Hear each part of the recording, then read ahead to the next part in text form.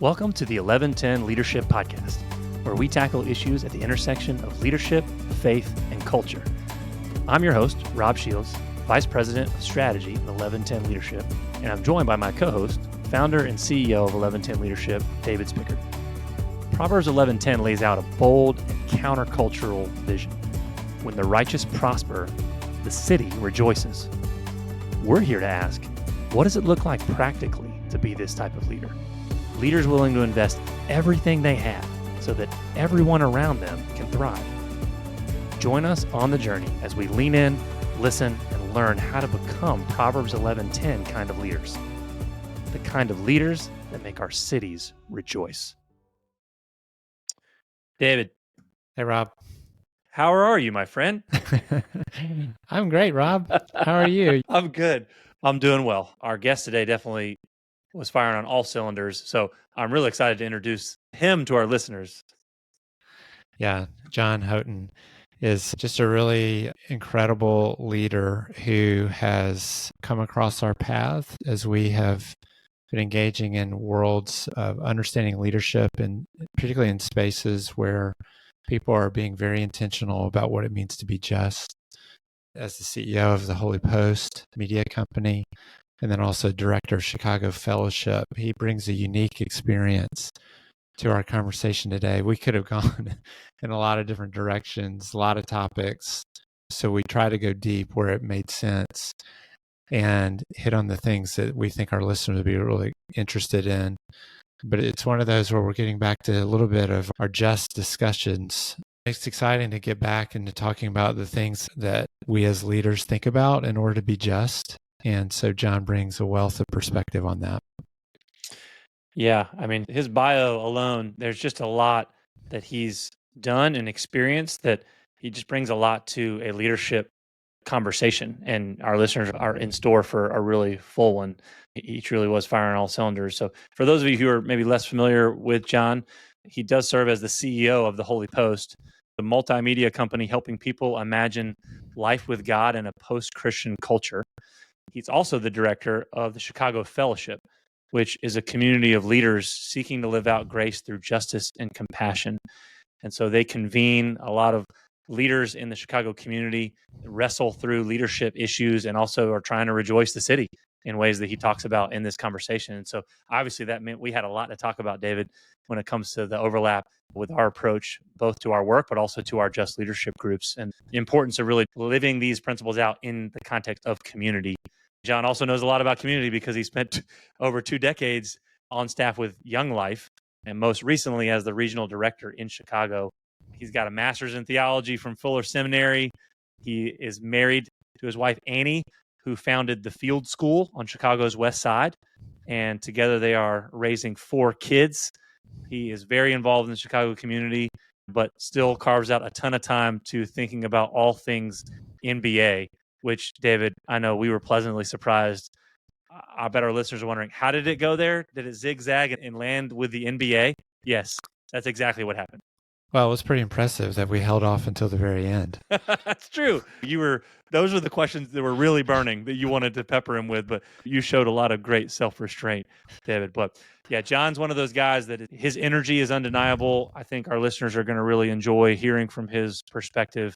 We're really grateful to be even just in community with him from afar here in North Carolina and thinking through how we can learn from each other and the work that we're doing in different contexts. Without further ado, here's our conversation with Jon Houghton.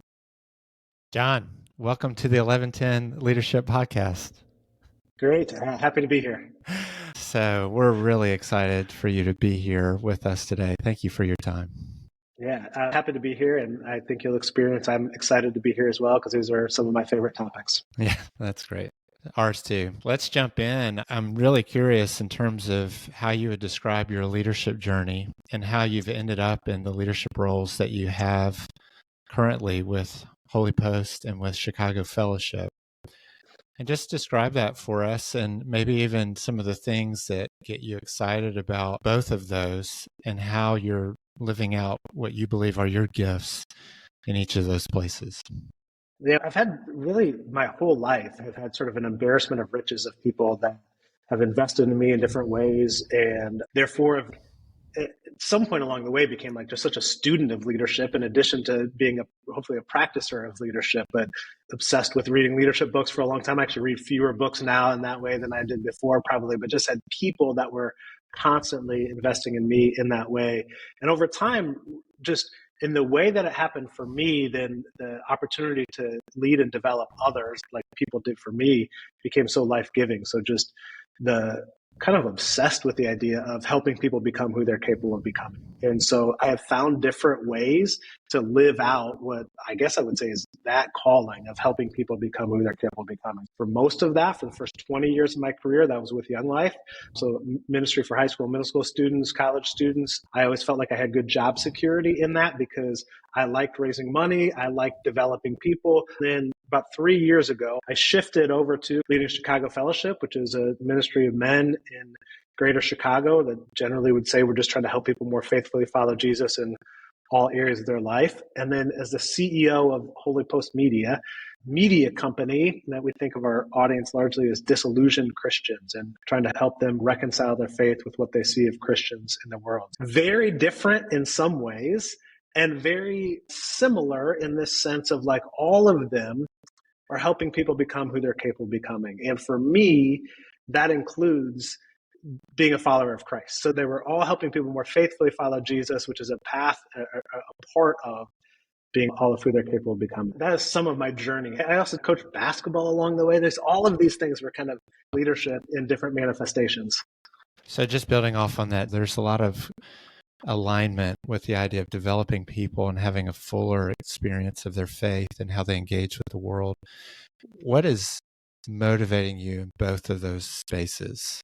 I think a lot of what kind of gets me out of bed in the morning is a desire for people, especially historically marginalized people, to flourish. I have been called and equipped helping the more privileged people to know their role as stewards and joining with God and restoring the world to how it's supposed to be. That this kind of more robust understanding of what it means to be a follower of Christ. That to be a follower of Christ includes working for the flourishing of our neighbor. And so one of the ways of doing that would be there's 40 million people that have left the church in America in the last 25 years. A lot of that, I would say, is because the church has not been faithful to what the scriptures call us to, especially in our treatment of historically marginalized people.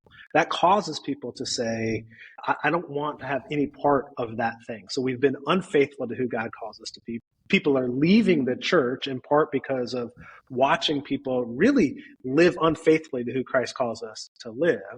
And then as they leave the church, they discover that it's not working for them. It's not working for them outside of communities. And I don't think what it's going to take is a better marketing campaign from the American church to get people back into the church. I think what it takes to get people back into the church or to close the back door of that exodus is God's people being faithful to who God calls us to be. And part of what we do in the media company is to say these disillusioned people that get turned off by often what they've been sold as this kind of bundle too frequently of right-wing politics and Christianity, kind of at its worst, Christian nationalism. So they push away from that only to discover now I'm rudderless. And if we can present to them a faithful vision that holds to theological convictions of theirs and also has this pro-neighbor posture, we can close the back door of the church and that those people then will be working for the flourishing of their neighbor. So one way is for wealthy, white, conservative Christians to know that our role as Christians is to be working for the flourishing of their neighbor. And one way to do that is through a media company. Another way to do that is through a gathering of men that have influence in different ways and to also invite them into a more robust understanding of what it means to follow Christ. That's how the two work together and make me excited about doing it. And then my role in each of those, I'm not a media expert. I'm not a great public speaker. I think I do two things: organizational leadership, operationalize some of those lofty ideas, and then develop the people that are actually doing those things. So I'm playing the same role in both organizations, both of which are trying to help marginalized communities flourish by having a full understanding of the gospel. John, I love the both-handedness. We say both-handedness a lot on this podcast because it's usually the answer to a lot of the questions we raise. Is it this or is it this? And it feels like that's all throughout Scripture as well. And Totally. I love the both-handedness of even your calling, right? Of we're coming in at 10,000 feet and being able to really put out truth in a way that is broad and can be far reaching and can lean into maybe even some controversial topic and stir the pot a bit and get people talking in a way that maybe that doesn't happen within traditional Sunday morning church for whatever reason. But then you're not staying there. You're embodying leadership on the ground in relationship with other people up close, right? Where you can't just be prophetic, mic drop, and then just leave. Like you are wrestling through these principles. I love that, because sometimes when I'm listening to just a podcaster, I'm like, do you really get close to people? Do you know what it's like? And I love that that informs your leadership of Holy Post, and that you are keeping an eye on the ground, and not more than I, but like in relationship. And I wonder, first, I kind of have a two-part question. Part one, you're jumping straight into the just leadership waters, which is where we love to go on this podcast. We call it the 11:10 Leadership Podcast because it's an orientation around Proverbs 11:10. When the righteous prosper, the city rejoices. And that's the vision that you're painting in what you're explaining. That's really the call of the church. Everything in the Bible is the call of the church, but it includes Proverbs 11:10. Absolutely. Right? Absolutely. Which means leveraging your power, wealth, and influence, whatever amount you have. So I guess my question is, like, when did that spark really light for you in your journey? Because it feels like we're always looking for trying to replicate that in others, knowing that has to be a work of the Spirit. So just be helpful whenever we can get opportunity where clearly the spark is lit for you. It's okay if it's more than one thing, or when you think about how God has fanned that into flame in your life. That's part one. And then because you wear so many hats, I think you can hold space for this part two, because you strike me as a really smart guy. Like, how do you think about creating the conditions for that spark to ignite for other people through your work? Yeah, so I love both of these. I think David Swanson might have been our initial mutual friend that connected us. Yes. I hear David sometimes say that it's like people need a second conversion experience. And so the first one is maybe this kind of like ticket to heaven idea of what it means to have a relationship with Jesus. And then there's the second conversion of like, when did it click that, to use the language I'm using here, of that working for the flourishing of our neighbor is part of what it means to be a follower of Christ. And over thought like, man, I have some ideas of why this is the case. And I know there's some kind of second conversion. I'm not trying to say that I'm absent from that need, but I just feel very grateful that the way that I was first introduced to what it meant to be a follower of Christ didn't require a second conversion. I think that I was introduced initially to this more full, robust gospel. And mostly what I would give credit to that is who my young life leader was when I was in high school. Like that was deeply formative of it, that there wasn't, deconstructing is such a popular term. I'm not saying that I've only ever inhabited healthy faith communities, but basically I would say that. I empathize with people that's not the case. I empathize with the people that maybe have been sold an overly simplistic gospel, but I wasn't. And so then it's almost like the second conversion experience for me was finding out, wait, not everybody was told this from the beginning. And so I have moments along the way, the being proximate and in relationship with people that were in historically marginalized communities, largely through the elementary school that our kids went to when we lived in Indianapolis, and we have a similar one in Chicago. So there were things that went, but I didn't need a second spark as much. I think. I want to say that humbly, I more feel grateful that is mostly the case. How do you create the conditions for it? I heard this podcast years ago from the Liturgist podcast that I didn't even listen to this all that frequently. But this was around first go round of Black Lives Matter, like post Ferguson. And they were talking about, and I know this is not exactly right, but basically that based on brain science, like when somebody feels shame, the synapses in their brain stop firing. Like they can't hear the next thing. And so what happens in these sort of performative cultures, of which I can be a part of, I can be guilty of being this kind of activist, performative, virtue signaling kind of way. We, in leadership, maybe will say strong things. Let me paint the picture of a room full of Young Life staff when I'm leading the team in Chicago, a racially diverse group of people. And it felt like every time the day before the team was about to meet, there'd be some racial incident that would hit the news the night before. There's a police shooting. There's a political figure that says something. And so I wake up the next morning a new team of people that I'm responsible for, and I have to decide, am I going to address this situation or not? I inhabit a lot of communities that would say silence is complicity. If you don't say anything, then you're complicit in these things. I feel persuaded by that. I understand that point, while also feeling like I don't want to shut down the synapses in the brain of the very people that I'm trying to influence. So here I am in front of 40 people, and am I going to address this thing or not? And if I address it, am I going to say it in strong enough language, let me be blunt again, that the African Americans in the room are going to be satisfied that I'm fully an ally of theirs, in which case I'm going to shut down the very people who I'm trying to influence in this? Or am I going to be guilty of overly sensitive to white fragility and not say something that would hurt the feelings of the white people in the room? Is this making sense? Yep. So that's the conditions, right? So probably the next logical question, so then what do you do in that situation? And I have a feeling this is like the area of expertise that I need to be learning more from you. I think what a lot of white people need to do is embrace the inefficiency of the important kind of racial awareness work. I need to have that conversation that I just said with those folks as individually as possible. So in that case, I need to talk with the African-American folks in the room to say, here's the way I'm thinking about addressing this. How does that sound to you? I'm willing to say it a little stronger, but I'm afraid the folks in that corner of the room would shut down if I did that. That takes a lot more time than whether saying the thing strongly, shutting them down, but getting my virtue signaling points with these folks. And so I'll shut up and say that dance right there is creating the culture that people could get that spark. Yeah. And it really is a dance. And having to be in that position wakes you up to the complexity of it, the challenge of it.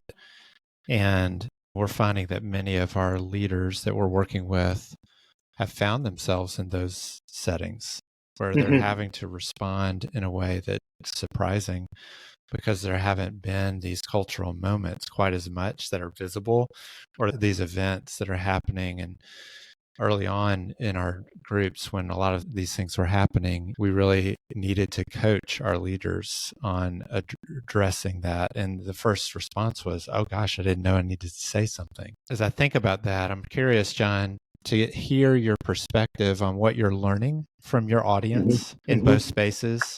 I'm sure you have some indication in your Holy Post media world, even though it's broad and you're distant from your audience, you have a sense. People still send mean emails, David. Don't worry. No doubt. What you're getting from that audience, and then just your experience on the ground level in Chicago Fellowship. Yeah. Where do you feel like you have tailwinds? The wind is behind you, and there's some momentum, and there's some energy and receptivity. And where are the winds pushing against you? Yeah.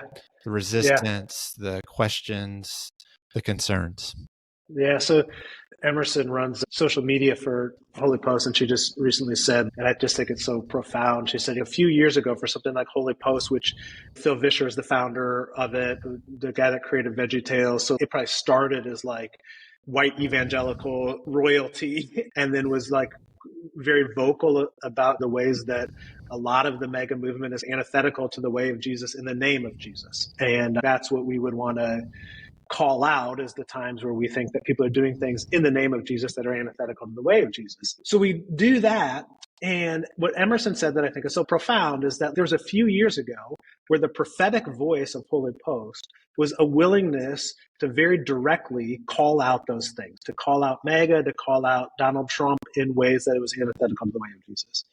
And she said, increasingly, for our audience, I think the prophetic voice is actually one that also calls people to love their Christian nationalist neighbors, not to give them a pass, but send an email that you guys, I thought it was a benign marketing email. I'm really just trying to get people to sign up for Holy Post Plus. I was not trying to make some point here. That's for our more forward-facing hosts to do, is to make the more provocative points. The email was an old framework I've used for years about John chapter 8. And when Jesus says to the woman that had been caught in the act of adultery, go and leave your life of sin, the way that I hear his tone in that is one of heartbreak more than disappointment. I say that he's heartbroken. He's saying, go now, I have something better for you. And so I just say in this email, as we continue to call out things that are antithetical to the way of Jesus, I also pray that our hearts would break for those that have fallen for the idol of Christian nationalism, of this kind of political idolatry, that we would be heartbroken for them. Flood of emails upset with me because we're like I'm coddling or being soft on people that are Christian nationalists. Now, that has not been the case at all. But to even ask people to be heartbroken, to have some level of a broken heart for those that have fallen away from the way of Jesus, regardless of how it's manifested, is now the prophetic thing. We need to be paying attention. We need to be diagnosing what are actually the things. I think we have hardened people's hearts towards brothers and sisters that have fallen away. We should be protesting. I'm not saying we shouldn't be doing that. We should be fighting like crazy to protect our marginalized brothers and sisters. But my heart can still break for those that have fallen away from Jesus in that way. I'm just giving that as an example of trying to listen well enough to paying attention to our audience to say, how do we need to call them to be faithful in this moment? Yes, it means loving our immigrant neighbors and calling out when our immigrant neighbors are being treated inhumanely, for sure. I just also think it means what is going on with the person that has become so hateful towards their refugee neighbor? What's going on with that person? I cannot stop myself from loving and caring about that person's heart as well. Yeah, it's like Keller used to talk about the solution to intolerance is not intolerance. We're not allowed as Christians to be able to demonize anyone. And that starts by looking in the mirror. Yeah. Yep. John, I guess David got to do the bad cop question. I'll ask the good cop one. Then, like, where are the tailwinds? To part two of that, right? You did ask that. Where do you feel like people are like giving the thumbs up emoji to you and saying that was awesome? That's a word where like the ground feels really fertile, either or for either of those roles that you're playing. There's plenty of tailwinds. Let me do another headwind here. But like that same time that I got that email, I got another email from a person that had been a long time supporter, both financial and otherwise, of my wife and I in different ministry leadership things we've been a part of. I was concerned about the way that basically what's happening to my credibility by stepping into some of these spaces that we're in. And saying you were better off when you were the safe guy that was just cheering everybody on. And this was, the email was generously worded and in partnership, so I'm not trying to be a martyr in this at all. But what was clear in this email to me was that the equation is mass appeal and mass credibility is the ultimate goal. And anything that shrinks that is problematic. Be careful of it. And again, I would go to John chapter 6 and say, these were difficult teachings, it says. And at this point, many people left Jesus. I am not trying to pare down the crowds intentionally. I don't like it when people say, oh, for pissing people off on the left and the right, we're probably doing something right. Not necessarily. You might just be a jerk. But I also don't think that mass appeal, the biggest audience, however you measure that, the biggest audience possible is the end goal of everything we do. I think faithfulness to Jesus ought to be the end goal. So when I say, oh, there's plenty of tailwinds, I'm trying to be less and less a person that measures that by saying, because more and more people are being involved in fill in the blank. No, it's like more and more faithfulness. I have story after story in both places, Chicago Fellowship and the relationships through that, and this broader media company where I would say the scales are coming off of people's eyes and they come alive at the idea that I'm invited into this broader story, a way more full story of what it means to follow Christ. I still am not giving us a very specific story of that. Let me try with one here that just one of our hosts just got a text from a pastor of a church saying that a person said, I'm showing up here because for the last 5 years, I had given up on the church, but I didn't stop listening to the Holy Post.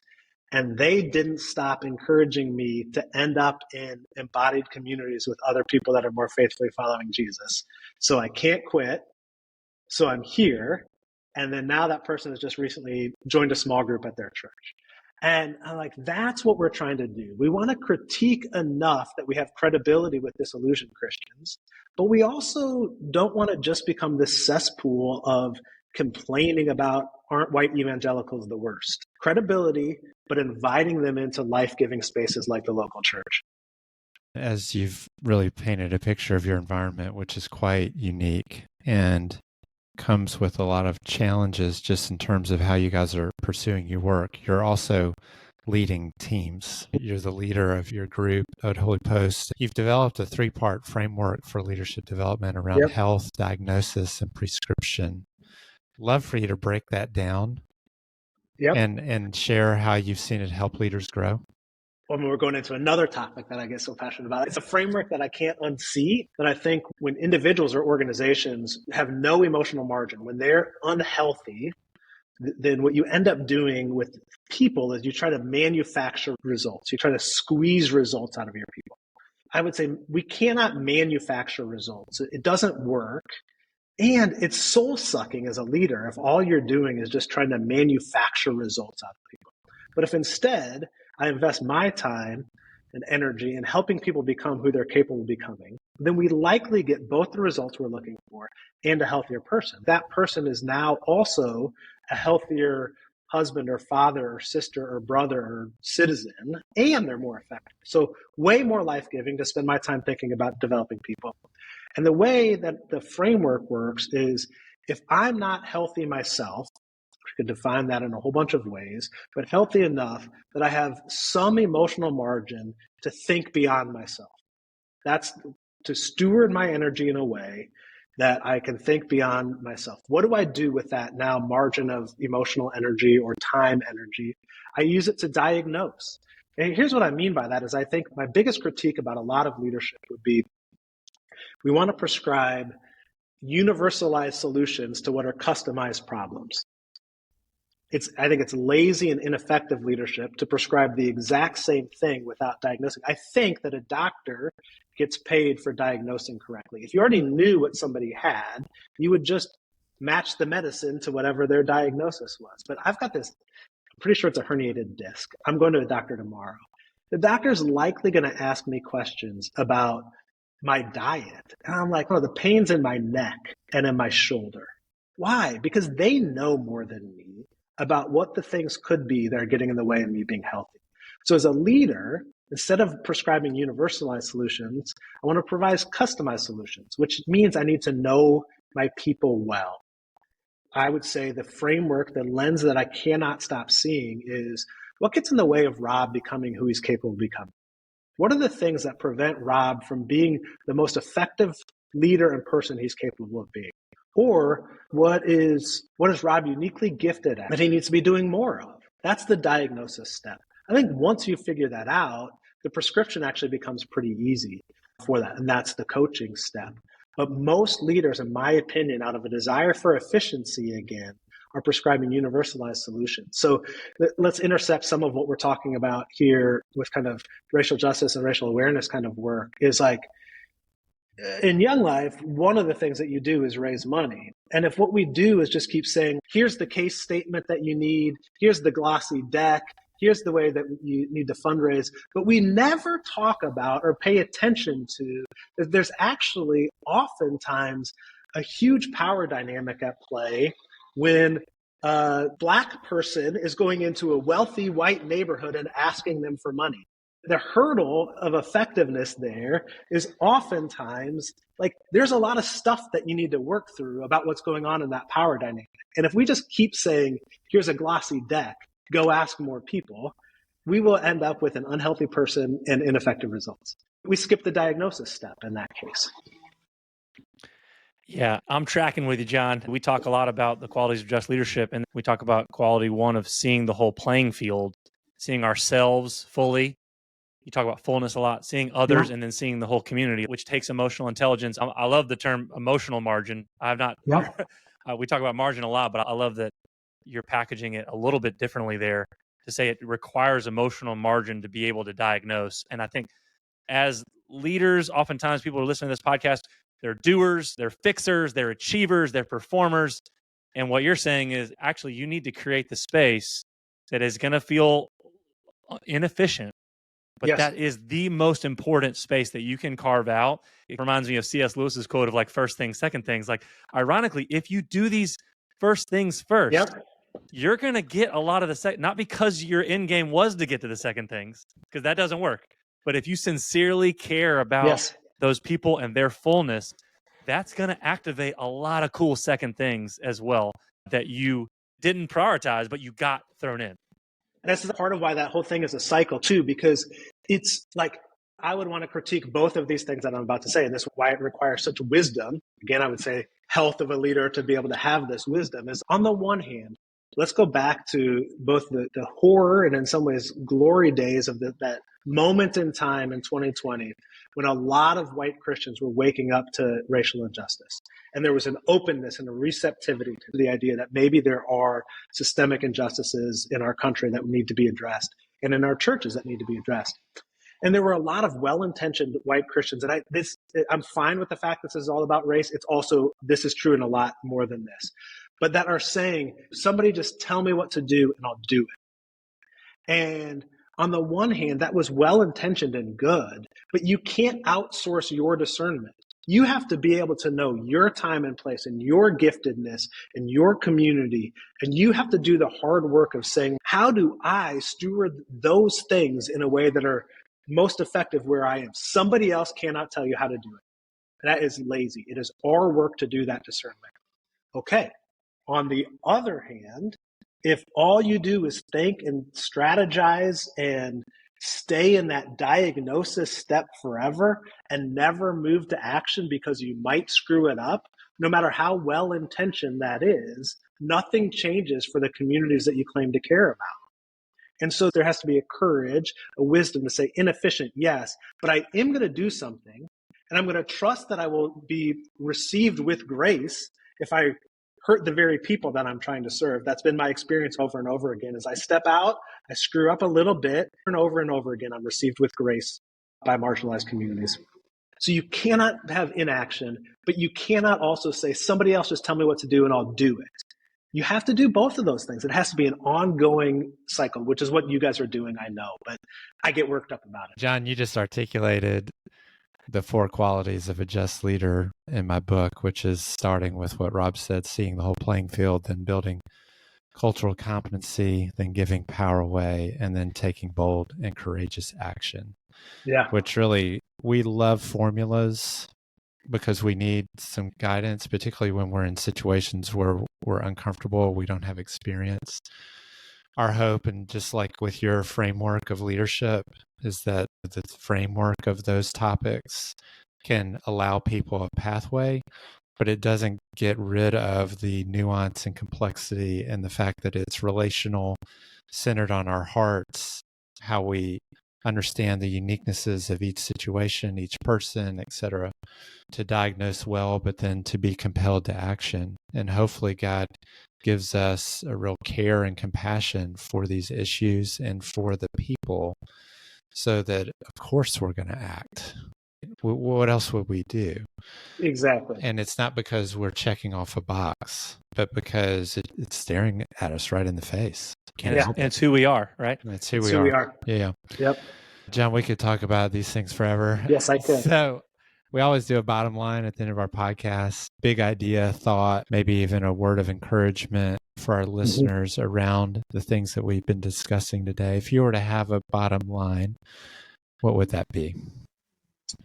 Yeah, I think this, both for our leadership of ourselves and our leadership of others, is just feeding that framework of helping us become who we're capable of becoming, kind of this ever growing in our Christ-likeness, growing in our effectiveness in leadership because of what you just said, David. It's these situations require wisdom, and that's an ever-growing need. So I don't ever want to lose this obsession for myself and for others of this kind of continuing growing, being transformed into his image. And I would say that's, to me, is the bottom line of all of this, whether that's my time with Young Life or with Holy Post or with Chicago Fellowship, is both for myself and for others, for this ongoing, forever receiving God's grace when we fall short, but also ever growing in becoming who we're capable of becoming. Fantastic. Bottom line follow-up, who's winning the NBA championship this year? Oh my gosh. The Thunder of the Card to Beat. Okay, the Thunder of the Card to Beat. I could tell a long leadership love story of the Boston Celtics for me because I'm become pretty good friends with Brad Stevens, who's now the president of basketball operations there, and one of the best leaders I've ever met or observed. So I'm just like a diehard Celtics. There's too many injuries. The Celtics can't get it done this year. Yeah. It's tough. Yeah. You need both ACLs from your superstar to be able to have a true shot in today's NBA. Yeah. That was tough way to end the season. We'll let you send this episode to Brad, and then you can tell Brad to be our next guest to help unpack the secrets of leadership, because I think David would love to nerd out. He's a big Barkley guy, big steam room guy. I don't know if that's a podcast that fits in the Holy Post network or not, but that's on the dream list. One of the ways that I connected with Brad Stevens was he's just like way too humble and kind, and we don't have time to tell the whole story, but one of the ways we connected, I even said to him, like, why did you say yes to this? I said, I'll fly out and spend a day with you. Why do you say yes? He said, well, it's good for me to talk to people in other industries. At the time I was with Young Life, he said, this just helps me grow too, and blah, blah, blah. I'm like, it's just a humble, nice thing for him to say. But then we spent probably 2 to 3 hours of our time talking about the time he was coaching the Celtics, about the reality that he too leads predominantly adolescent, 20s, predominantly African-American men, and that they need to be flourishing in the full area of their lives for them to perform well on the basketball court. Especially at the time, still to this day, there's a stigma in the Black community about mental health language. So much of what they would do with the Celtics is help players with their mental health so that they could perform best on the court, but in a way that was not using stigmatizing language about that. So we found this shared connection that what I'm trying to do at the time of leading a diverse staff of 20-something Young Life leaders, he's saying, you and I are doing the same thing. I'm like, not exactly, but I'm here for it. Whatever you say, Brad. Yeah. So I'm sincere in saying he would be a great guest for it because he was thinking at different levels than just how we defend a pick and roll. Now, he can also talk about how to defend the pick and roll. But he was thinking about the whole person. Yeah. If only that shot had gone in and they had taken down Duke. That's only, as Tar Heel fans, that was what we were all. Amen. I was at that game. No, my goodness. We're trying to conclude. You keep just pulling up threads for us to pull on here, John. But thank you so much. It's been such a blessing. Appreciate you just firing on all cylinders on all things leadership. And you talk about fullness, but to me, this is like a very full conversation because the way that you seamlessly work back and forth between this is what it talks about to have emotional margin in our leadership and here's how that impacts racial justice. Like, to me, that embodies the 11-10 journey. That it is all one conversation. And I think you modeled that principle really beautifully today. So grateful for you, grateful for all the work that you're doing. And hopefully our paths can maybe connect in person sometime in Chicagoland. Sounds good. I'm in for it. To learn more about 1110 Leadership, visit our website at 1110leadership.com. That's the numerals 11, then spelled out TEN leadership.com. That's 11 TEN leadership.com. There you'll find more resources to equip you on the journey of becoming an 1110 leader. You can also get connected to our growing leadership network. If you've enjoyed this episode, share it with a friend. To help others find us, you can also rate and review us on Apple Podcasts or wherever you listen to podcasts.